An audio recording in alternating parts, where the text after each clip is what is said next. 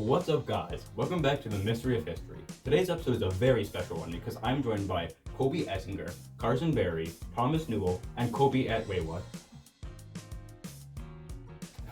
Which one's your real Kolby? Tell me something only the real Kolby would know.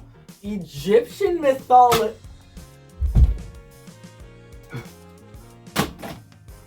Okay, now that that imposter is gone, I'm going to talk about Egyptian mythology and how it started.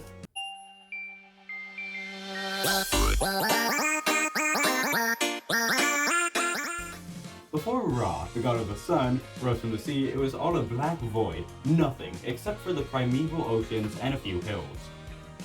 When Ra rose from the sea, he meandered for a while until he found one of these hills. On this hill, he created the first gods, Shu and his partner Tefnut out of the hills.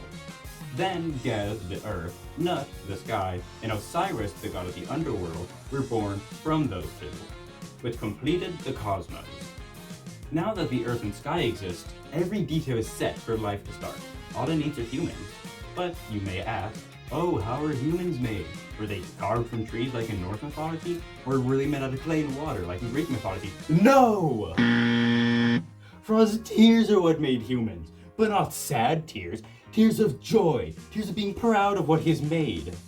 These humans would not have been able to live if it wasn't for Osiris. Osiris taught humans agriculture, civilization, and other basic necessities for life. And with Osiris's help, humans thrived. That's how Egyptian mythology explained the creation of the world. But now you may be wondering, what other gods are there? And that's a great question. I'll pass it to the next person. I'm currently dead, and apparently when you die, you go to Dennis's house. As I was saying, Egyptian mythology. Wait, Dennis already talked about the creation story? Alright then. I'll talk about the Egyptian gods, I guess. The Egyptian gods are the most interesting topic, way better than the creation story. First, I'll talk about Ra. Everyone knows him, and as you probably know, Ra is the god of the sun. He embodies the power of the sun, and as Dennis hopefully told you, he created all forms of life. He is most commonly represented as a man with a falcon's head. Ra can morph himself into many different animals such as a falcon, which is why he's depicted with a falcon head, and other birds. He can use this power to move the sun around the sky.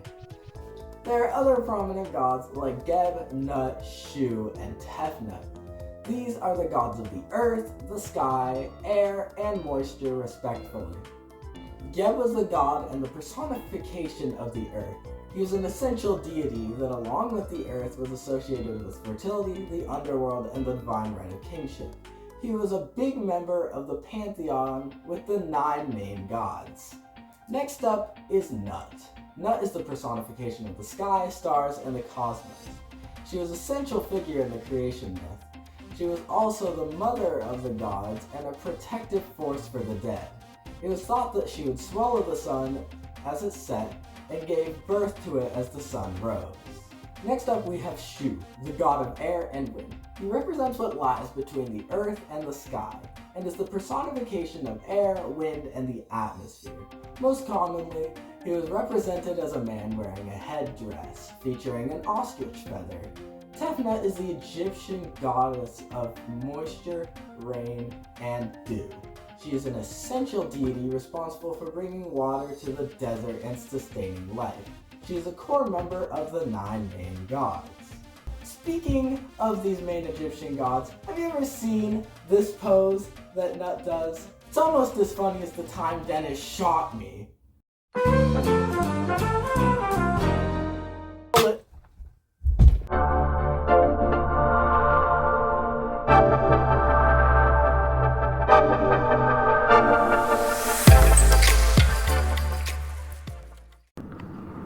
Hey Dennis, what happened to Kolby? Is he with Anubis now? Anyway, what did the ancient Egyptian gods do? The ancient Egyptian gods, numbering over 2,000 gods, were responsible for maintaining cosmic order, and they maintained that cosmic order by representing nature and guiding the afterlife. For example, Osiris and Anubis guided souls to the underworld, The gods even explained the creation of the world by providing myths that taught ethical behavior and supported the pharaohs. They also played a role in the annual flood needed for crops. Some of the gods protected people, others cared for them after they had died. And many were local or minor gods who represented towns, plants, and animals.